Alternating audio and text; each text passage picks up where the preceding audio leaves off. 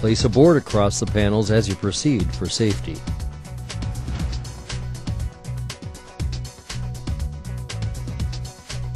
Use a rope tied around the columns and purlins and a ratchet or come-along to help move the roof structure to allow for easier alignment of the roof panels and purlin holes.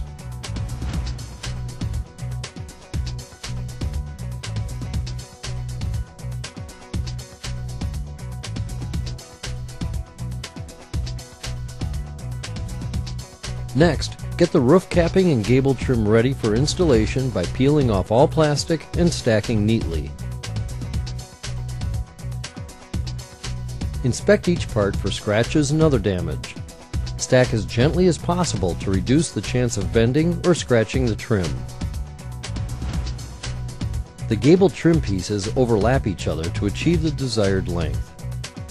When attaching the roofing trim, start at the bottom and work your way up. That way the trim pieces will overlap correctly.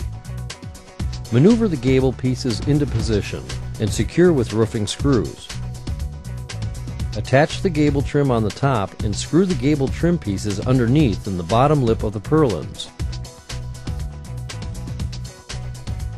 When inserting the screws, it helps to stay in line with the lap screws already installed on the roofing sheets, starting at the 2-inch mark and 1-foot marks, and then every 2 feet after that for the remainder of the length.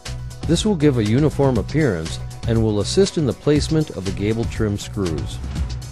Make sure that the gable trim is as straight and square as possible when viewed from the side.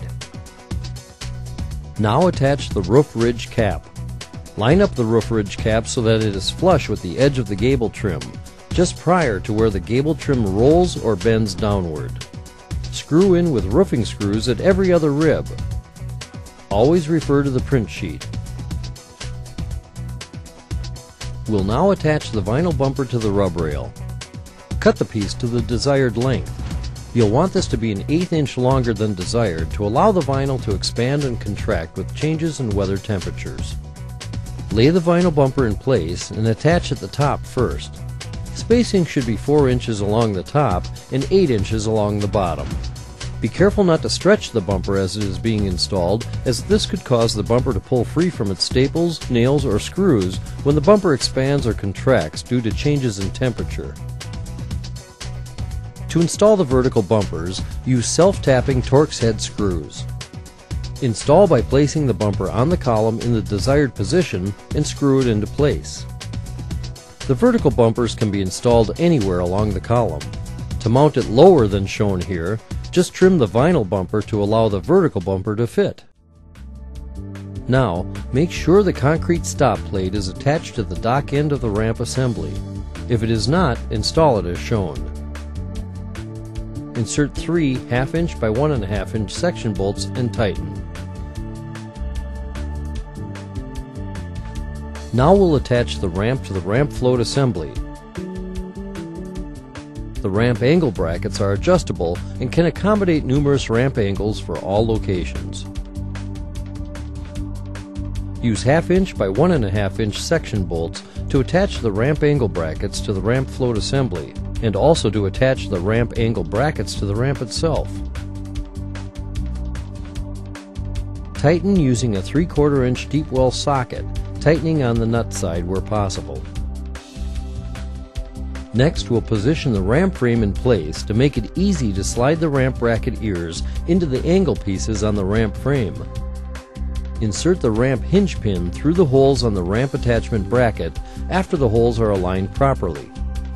It may help to move or shimmy the ramp or the dock assembly until a proper hole alignment is achieved.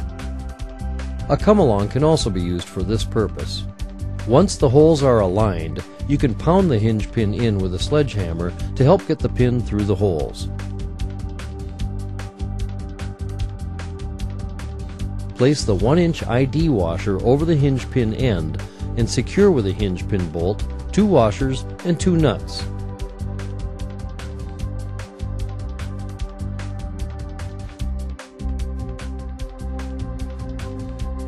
This is a good time to familiarize yourself with the dock anchoring system.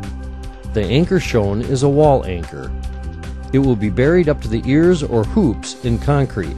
and the dock will then be attached to the ears by a 5/8 inch cable.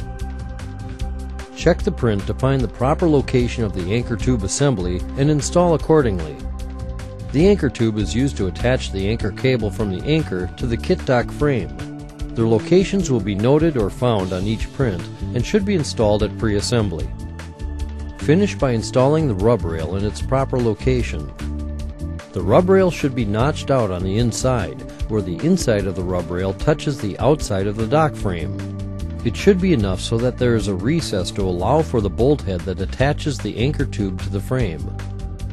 A wood boring drill bit should work well for this application and only needs to be bored out deep enough to allow the bolt head to fit. Refer to your print and install the anchor tube prior to installing the rub rail.